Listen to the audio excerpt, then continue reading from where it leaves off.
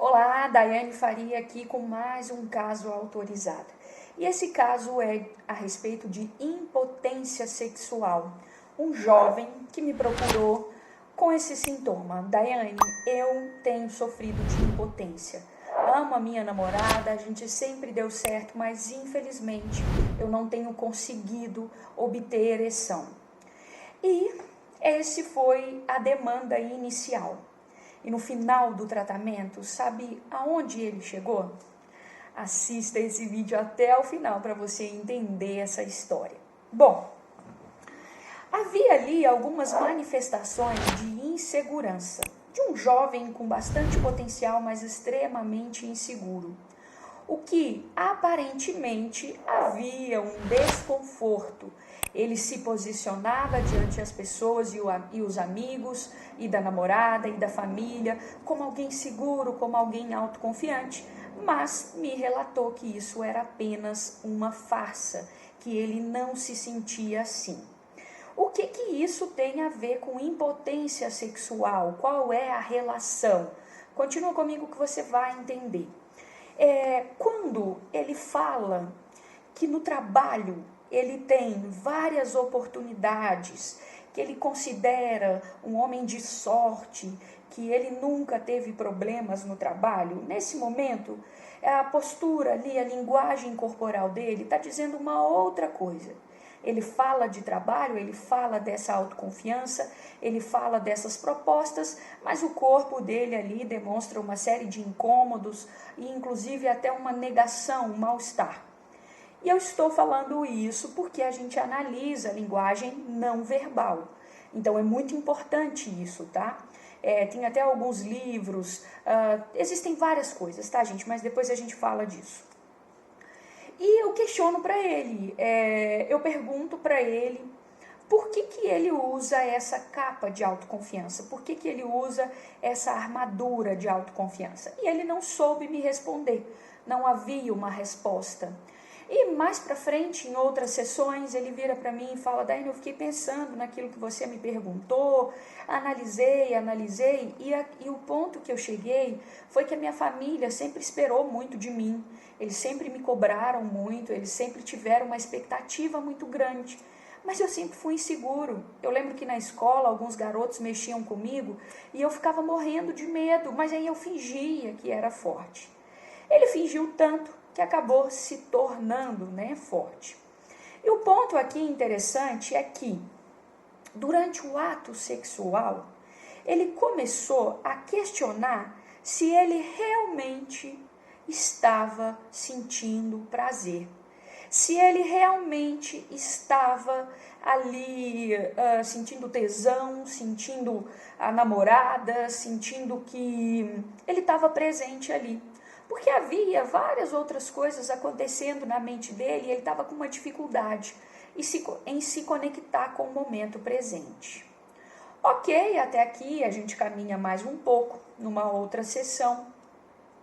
E aí numa sessão de terapia avançada, quando a gente vai analisar alguns pontos, ele se depara e leva um susto e vira para mim e fala assim: Daiane, acabei de pensar numa coisa aqui, mas não sei se faz sentido.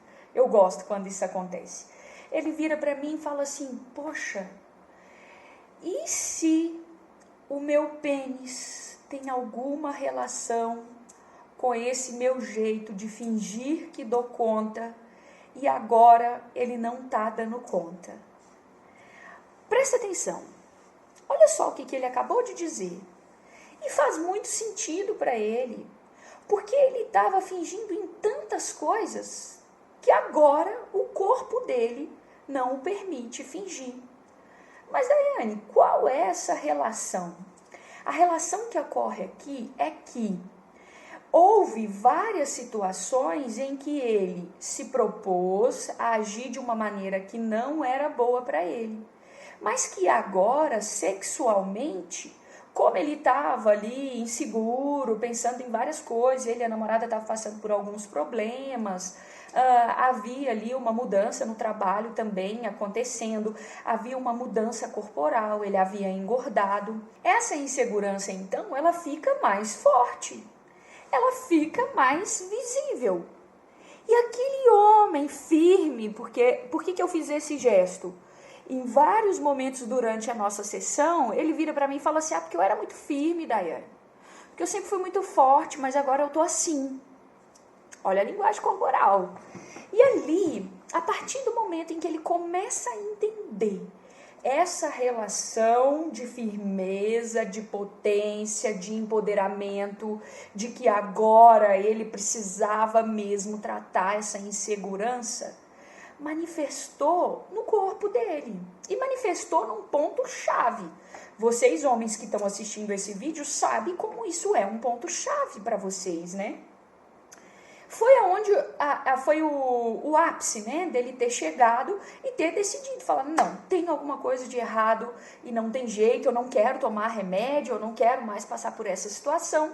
E ele resolve, então, procurar ajuda, e nessa ajuda, nesse tratamento comigo, o que ele descobre, nada mais, nada menos, que ele só precisava confiar nele verdadeiramente.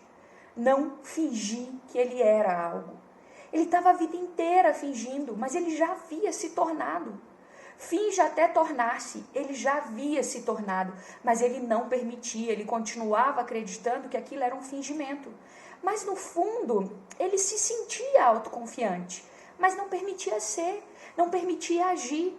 E aquela insegurança que ele tanto trabalhava era de uma cobrança, era de uma situação que há muito tempo já havia acontecido. E que toda essa cobrança já havia sido suprida também. Mas hoje, o que esse homem precisava, o que ele necessitava, era entender o lugar novo que ele ocupou. Desse homem que se encontra em momentos de fragilidade e que está tudo bem eu continuar firme, mesmo sendo difícil em alguns momentos. Ele aceita a sua autoconfiança. E o que acontece é que ele consegue aí obter a ereção, é que ele consegue, de certa forma, entender o movimento do corpo e, a partir disso, seguir firme em seu caminho. Eu acho muito interessante esses casos, eu acho interessante como o corpo fala, como a mente grita, como a mente se comunica através do nosso corpo. E às vezes a gente não ouve. Se você começar a ouvir o que o seu corpo quer te dizer, pode ser que você encontre respostas mais rápido do que você imagina. Nós sabemos o que de fato ocorre, mas o que a gente precisa é abrir os olhos, é fechar os olhos para o mundo externo e olhar para dentro de nós. Tudo que você precisa está aí dentro de você. Gostou desse caso? Compartilha com alguém, marca aqui, envia, não fala nada, deixa quieto. A pessoa vai ouvir e vai entender o que ela precisa. Até o próximo caso, pessoal.